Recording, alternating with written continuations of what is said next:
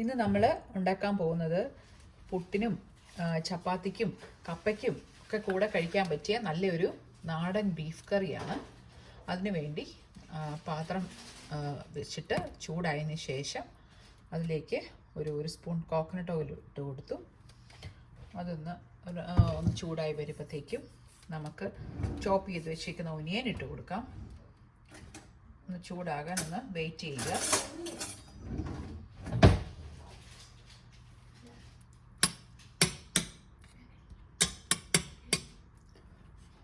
നമ്മുടെ വെളിച്ചെണ്ണ ചൂടായിട്ടുണ്ട്. അതിലേക്ക് ഞാൻ ചോപ്പ് ചെയ്ത് വെച്ചിരിക്കുന്ന ഒനിയനും കുറച്ച് തേങ്ങാക്കൊത്തും കൂടെ ഇട്ട് കൊടുക്കുകയാണ്.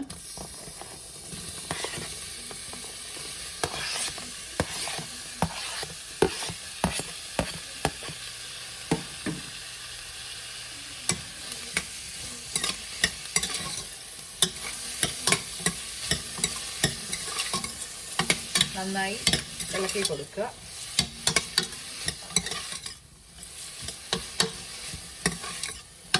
ഒനിയൻ്റെ കളറൊന്ന് മാറി വരുന്നിടം വരെ നമ്മൾ ഇളക്കി കൊടുത്തുകൊണ്ടേയിരിക്കുക.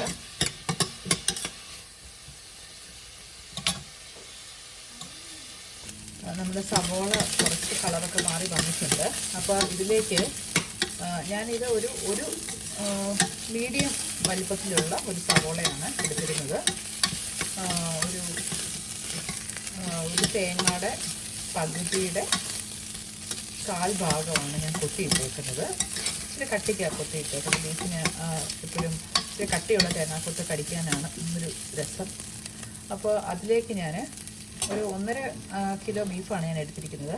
അപ്പോൾ അതിനാവശ്യമായിട്ടുള്ള ഇഞ്ചി, അതായത് ഒരു 1.5 ഇഞ്ച് നീളത്തിലുള്ള ഒരു ഇഞ്ചിയുടെ പീസ്, ഒരു 5 അല്ലി വെളുത്തുള്ളി. ഇവിടെ നല്ല മുഴുത്ത വെളുത്തുള്ളിയാണ്, അതുകൊണ്ട് അതനുസരിച്ച് ഇടുക. അത്രയും ഞാൻ ചതച്ചെടുത്തിട്ടുണ്ട്. അത് ഞാൻ ഇതിലേക്ക് മിക്സ് ചെയ്യുക. ഇത് നന്നായിട്ട് വഴറ്റിയെടുക്കണം.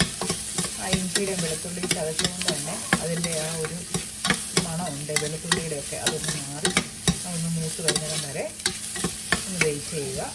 ഒരു മീഡിയം ഫ്ലെയിമിലിട്ട് ഇടയ്ക്ക് ഇളക്കി കൊടുക്കുക. അപ്പോൾ നമുക്കതിന് വേണ്ടി ഒന്ന് വെയിറ്റ് ചെയ്യാം. ഇത് നോക്കിക്കേ, നമ്മുടെ ഇഞ്ചി വെളുത്തുള്ളിയൊക്കെ ഏകദേശം മൂത്ത് വന്നിട്ടുണ്ട്. ഇതിലേക്ക് ഞാൻ ഒരു ടൊമാറ്റോ ആഡ് ചെയ്ത് കൊടുക്കുവാണ്. ചെറുതായിട്ട് സ്ലൈസ് ചെയ്യുക. കരിയാപ്പിലൊക്കെ ഉണ്ടെങ്കിൽ ഇട്ട് കൊടുക്കുന്നത് ഒത്തിരി നല്ലതായിരിക്കും. ഞങ്ങൾക്കിവിടെ കിട്ടണമെങ്കിൽ കുറച്ച് ദൂരെ പോകണം. അപ്പോൾ ഉള്ളതൊക്കെ കൊണ്ട് ഞങ്ങൾ ഓണം പോലെ എന്നുള്ള രീതിയിൽ ഉണ്ടാക്കുവാണ്. അപ്പോൾ ഇത് ഈ രീതിയിലൊന്ന് ഉണ്ടാക്കി നോക്കണം എല്ലാവരും. കാരണം നല്ല ടേസ്റ്റി ആയിട്ടുള്ള തിക്കായിട്ടുള്ള ഗ്രേവിയോട് കൂടിയ ബീഫ് കറി ആയിരിക്കും ഇത്. അങ്ങനെ ഇഷ്ടമുള്ളവർക്ക് അങ്ങനെ എടുക്കാം. പിന്നെ ഇത് കറി വെച്ചതിന് ശേഷം നമുക്ക് ഫ്രൈ ആയിട്ടും അതിനെ പിന്നീട് മാറ്റാവുന്നതാണ്. ഇതിപ്പോൾ നമ്മൾ ഉണ്ടാക്കുന്നത് ഒരു ഗ്രേവിയോട് കൂടിയ ബീഫ് കറിയാണ്. ഞാൻ പറഞ്ഞല്ലോ, ഞങ്ങളിന്ന് പുട്ടാണ് ഇതിൻ്റെ കൂടെ കഴിക്കുന്നത്. അപ്പോൾ തക്കാളി ഇട്ടു.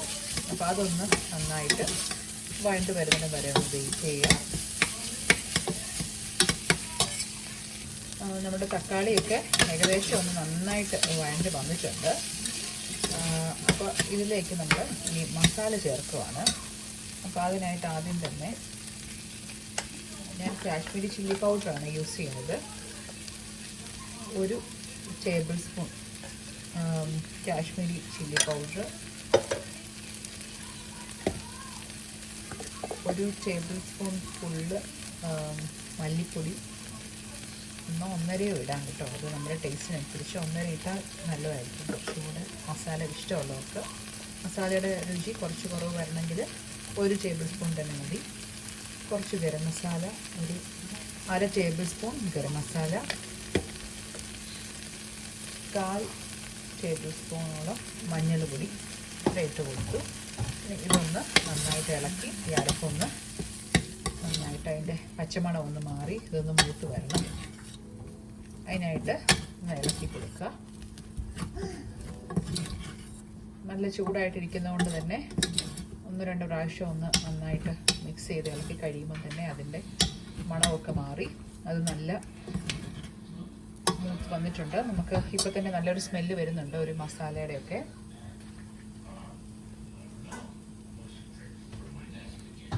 ഈ ഒരു സമയമാകുമ്പോൾ ഇത് കണ്ടോ ഞാൻ നന്നായിട്ട് മുറിച്ച് കഴുകി അതിൻ്റെ വെള്ളം വാൽന്ന് പോകാൻ വേണ്ടി ഇങ്ങനത്തെ ഒരു പാത്രത്തിൽ വെച്ചേക്ക് വരുന്നു.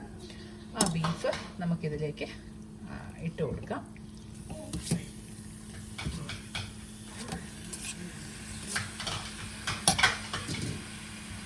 ഇതിനാവശ്യമുള്ള ഉപ്പും കൂടെ ഇട്ട് കൊടുക്കാം. ഈ ഒരു സമയത്ത് വേണം ഉപ്പ് ആഡ് ചെയ്യാൻ.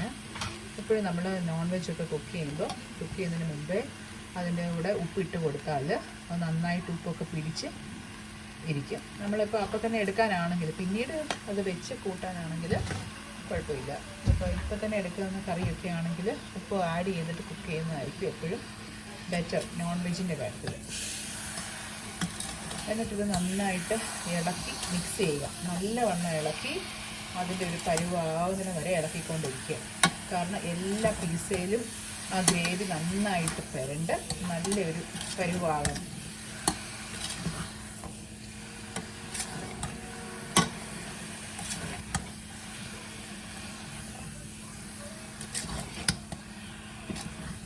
നന്നായിട്ട് മിക്സ് ചെയ്യുക. ഒരു 2-3 മിനിറ്റ്സോളം ഇതിങ്ങനെ ഇളക്കിക്കൊണ്ടിരിക്കുക. അപ്പോൾ ഞാനിത് നന്നായിട്ട് ഇളക്കി മിക്സ് ചെയ്തിട്ടുണ്ട്. നമ്മൾ ഓർക്കും 1-2 പ്രാവശ്യം ഇളക്കിയാൽ മതിയല്ലോ, കാരണം ഇതെന്തായാലും വേഗമല്ലോ. പക്ഷേ ഈ ബീഫിൻ്റെ ഈ റെസിപ്പിയിൽ നമ്മൾ ശരിക്കും ഈ ഇളക്കുന്നതിന് നല്ല കാര്യമാണ്. നന്നായിട്ട് ഇളക്കി യോജിപ്പിച്ചെടുക്കുക.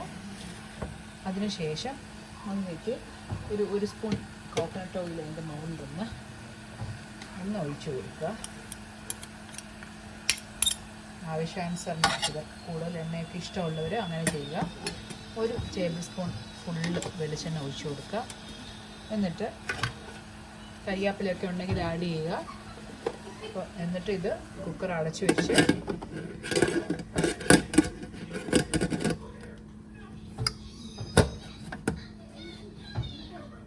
ഹൈ ഫ്ലെയിമിൽ തന്നെ വേവിച്ചെടുക്കുക. ഫസ്റ്റ് വിസിൽ ഹൈ ഫ്ലെയിം ആകുന്നതിന് വരെ ഹൈ ഫ്ലെയിമിലിടുക. അതിനുശേഷം ഒരു മീഡിയം ടു ഹൈ ഫ്ലെയിമിലിട്ട് ഒരു 4-5 വിസിൽസ് വരെ വെയിറ്റ് ചെയ്യുക. വേവ് അനുസരിച്ച് ഓരോ ബീഫിൻ്റെ ഇതനുസരിച്ച് നല്ല വേവ് ഉള്ളതാണെങ്കിൽ ഇപ്പോൾ നാട്ടിലത്തെയൊക്കെ ബീഫാണെങ്കിൽ ഒരു 7-8 വിസിൽസോളം നമ്മൾ വെയിറ്റ് ചെയ്യേണ്ടി വരും. ഇവിടുത്തെ പെട്ടെന്ന് വേഗം ഒരു 4-5 വിസിൽസ് മതിയായിരിക്കും. അപ്പോൾ വെന്ത് കഴിഞ്ഞിട്ട് കാണിക്കാം. അതിനു വേണ്ടി ഒന്ന് വെയിറ്റ് ചെയ്യുക.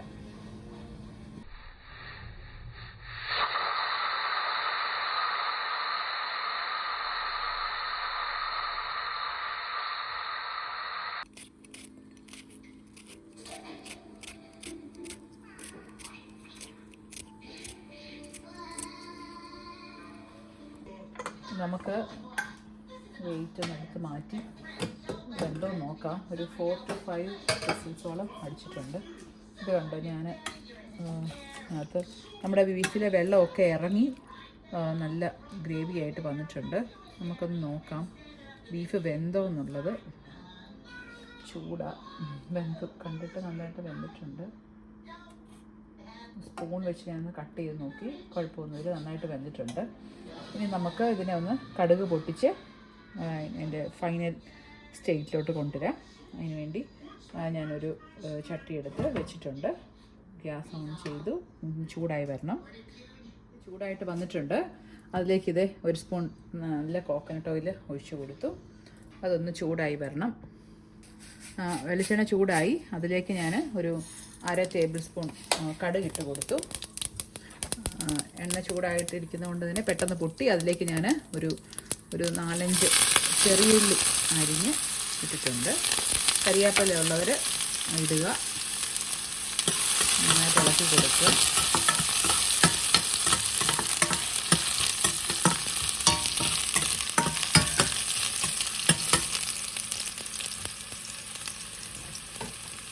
നമ്മുടെ ചെറിയ ഉള്ളിയൊക്കെ ഒരു ഗോൾഡൻ ബ്രൗൺ ആയി വന്നിട്ടുണ്ട്. നന്നായിട്ട് അതിൻ്റെ പരുവമായിട്ടുണ്ട്. ഇനി അതിലേക്ക് ഞാൻ ഒരു 1/2 ടേബിൾ സ്പൂൺ ഗരം മസാല ഇട്ട് കൊടുക്കുകയാണ്. നമ്മളിട്ടതായിരുന്നു, എനിക്കൊരു കുറച്ചും കൂടെ ഫ്ലേവർ വേണമെന്ന് തോന്നി, അതുകൊണ്ട് ഇട്ടതാണ്. ഗരം മസാല ഒന്ന് മൂത്ത് കഴിയുമ്പോഴത്തേക്കും അതിൻ്റെ ഒരു പച്ചമണം മാറി അപ്പോൾ നല്ലൊരു സ്മെല്ല് വരുന്നുണ്ട്. ഈ ഒരു സമയമാകുമ്പോഴത്തേക്കും നമ്മൾ വെന്ത് വെച്ചിരിക്കുന്ന ബീഫ് ആ ഫുൾ ഗ്രേവിയോട് കൂടി അതിലേക്ക് ഒഴിച്ച് കൊടുക്കുക.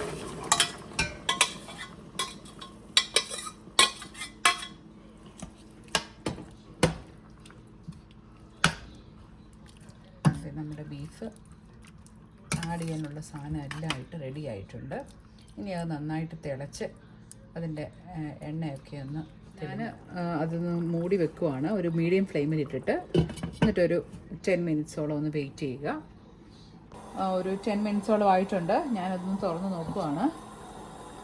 ഇത് കണ്ടോ, ഇതിൻ്റെ എണ്ണയൊക്കെ തെളിഞ്ഞ് അത് നല്ല അരപ്പൊക്കെ ആയി നല്ല ഗ്രേവി ആയിട്ടുണ്ട്. കണ്ടോ, നല്ല തിക്ക് ഗ്രേവി ആയിട്ടുണ്ട്. കരിയാപ്പിലൊക്കെ ഉള്ളവർ നല്ല ഫ്രഷ് ആയിട്ട് അതിൻ്റെ മുകളിലിട്ട് കൊടുക്കുക. എന്നിട്ട് സെർവ് ചെയ്യാവുന്നതാണ്.